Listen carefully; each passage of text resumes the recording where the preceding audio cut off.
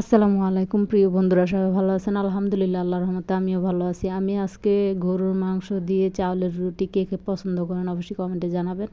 আমি রেসিপিটাও দেখাচ্ছি আর এটা দিয়ে আমি আজকে ইফতার করছি। তো এখানে চালের গুঁড়াগুলা সিদ্ধ করে নিচ্ছি পানি দিয়ে, তারপর পানি উতলা নিয়েছি আর আমি চালের গুঁড়াগুলা দিয়ে দিছি, দিয়ে ভালো করে সিদ্ধ করে নিচ্ছি চালের গুঁড়াগুলা। চালের রুটি কিন্তু অনেক পছন্দ, বেশিরভাগ মানুষই পছন্দ করে। আমি তো অনেক পছন্দ করি, আমার বাচ্চারাও অনেক পছন্দ করে। তাই ভাবলাম প্রতিদিন ইফতার খাইতে ভালো লাগে না, তাই ভাবলাম আজকে একটু চালের রুটি আর গরুর মাংস করি। বাচ্চারাও মজা করে খাইছে, আমরাও খাইছি আলহামদুলিল্লাহ। তো এখানে আমি আটাটা ভালো করে মলে নিতে হয়।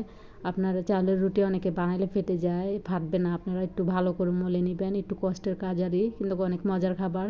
যে খাবারে বেশি কষ্ট এই খাবারে কিন্তু অনেক মজা খাবারগুলা। তো আমি এগুলা এই যে বলের ভিতরেই গোলা করে তারপর করে নিচ্ছি সবগুলা। আমার সবগুলো হয়ে গেছে, এখন আমি এগুলা বেলে নিব। তো এইভাবে সবগুলো বেলে নিচ্ছি আমি। আপনার ভালো করে মলে নিলে কিন্তু বেলতেও কোনো কষ্ট নেই। আর আমার রুটিগুলো মাশাআল্লাহ কী সুন্দর হয়েছে, দেখেন একটুও ফাটে নাই, অনেক সুন্দর হয়েছে। আমি এগুলা এক সাইডে রেখে দিব, রেখে এখন গরুর মাংসটা রান্না করে নিব। আজকে গরুর মাংসটা আমি মাখায় বসাবো না, আমি কষায় বসাবো। তো এখানে সবসময় যেভাবে গরুর মাংস রান্না করা হয় ঠিক এভাবেই রান্না করতেছি। আদা রসুন বাটা দিয়ে দিলাম পরিমাণ মতো, তারপর ধনিয়ার গুঁড়া, জিরার গুঁড়া, তারপর শুকনা মশলা সবগুলো দিয়ে দিলাম, গরম মশলা দিয়ে দিছি, হলুদের গুঁড়া, মরিচের গুঁড়া সব কিছু দিয়ে ভালো করে মশলাটা ভেজে নিচ্ছি যাতে কাঁচা গন্ধটা চলে যায়। তারপর আবার পানিতে ভালো করে কষায় নিছি। এখন গরুর মাংসগুলো দিয়ে দিলাম। আর আমার যাতে সিলিন্ডার, আমি সবসময় গরুর মাংসটা এই যে এইভাবে ভালো করে কষায় তারপর প্রেশার কুকারে রান্না করি। অনেকে বলে প্রেশার কুকারে রান্না করলে নাকি মজা লাগে না, কিন্তু আমি রান্না করলে বিশ্বাস করেন আর না করেন, আমি এই ভালো করে কষায় যদি রান্না করেন খুবই মজা লাগে।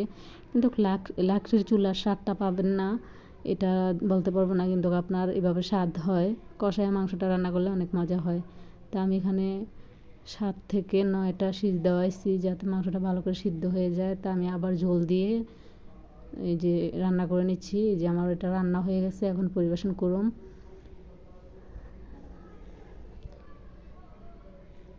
মাংসগুলো উঠিয়ে দিচ্ছি, একটু ঝোল রাখছি কারণ রুটি দিয়ে খাইতে কিন্তু একটু ঝোল লাগে, তাই একটু ঝোল রাখছি। তো এইভাবে আপনারা মাঝে মাঝে এরকম নাস্তা বানায় খাবেন, তাইলে ভালো লাগবে। প্রতিদিন ভাজা পোড়া স্বাস্থ্যের জন্য খুবই ক্ষতিকর।